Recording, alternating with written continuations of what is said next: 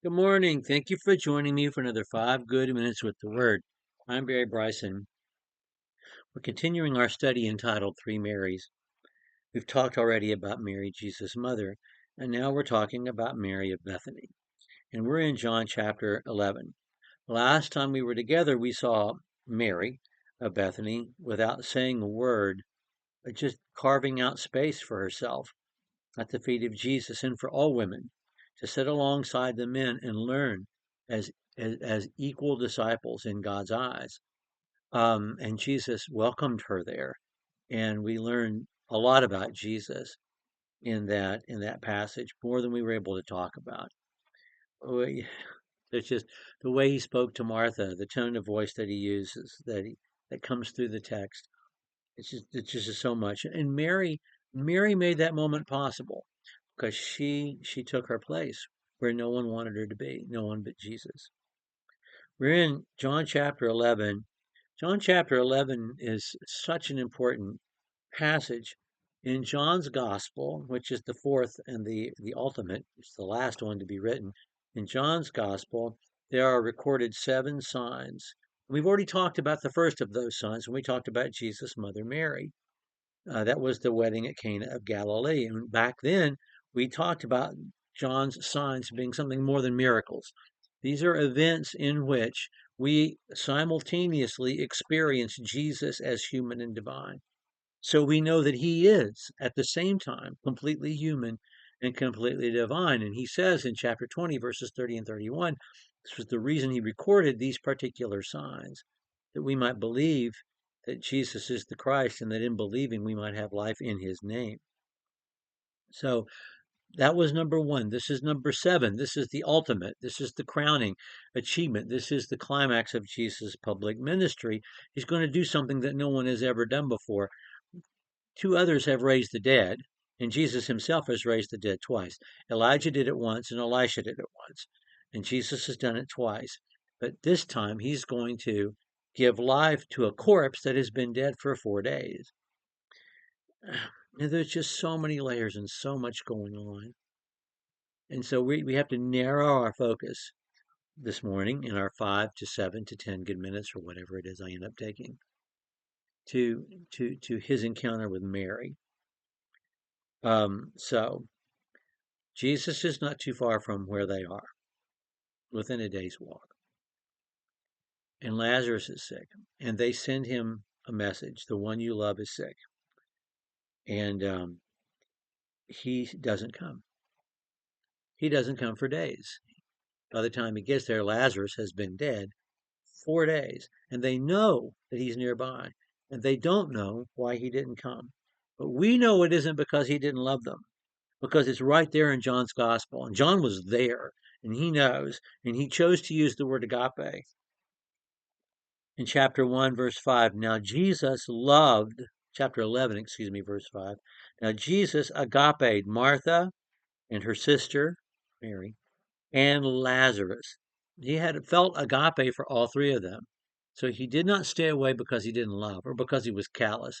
He stayed away because it was God's plan, because this is the climax of his ministry.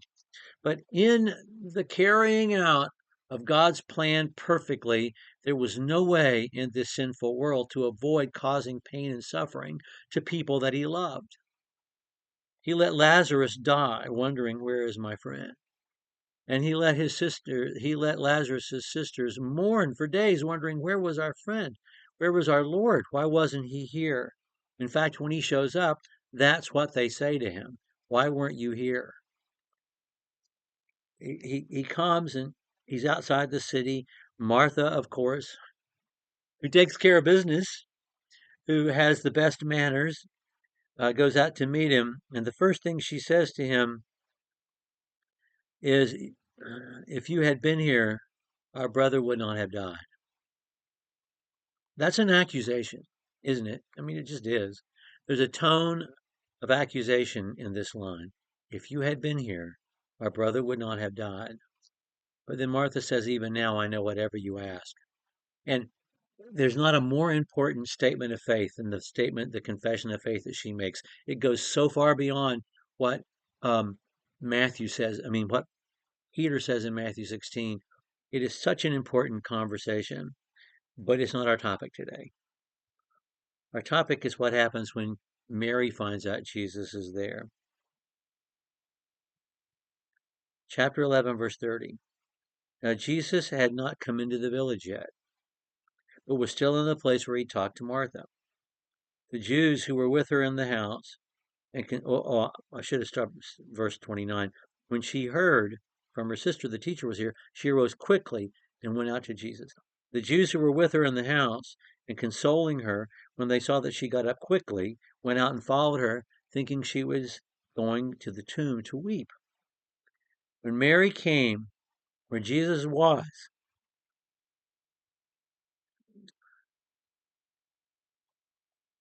she saw him and fell at his feet, saying to him, not said, but saying, she's repeating this, Lord, if you'd been here, my brother would not have died. When Jesus saw her weeping, and the Jews who came with her also weeping, he was deeply moved in his spirit and was shaking. And he said, where have you laid him? And they said to him, come and see. And Jesus wept. And the word means to ugly cry. Literally it means to snort. And the Jews were saying, look at how much he loved him.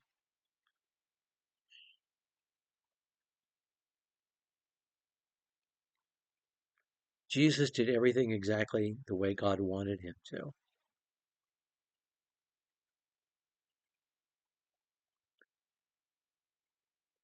But sometimes in a sinful world, when you do everything exactly the way you're supposed to, you can still end up hurting people that you care about. And Jesus runs smack into that in this moment.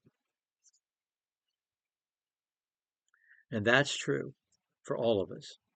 It's even true for Jesus. And he's not just human, he's a guy. I just feel so connected to Jesus as a guy here in this passage. Because the first thing he says when he sees her crying is, where have you laid him?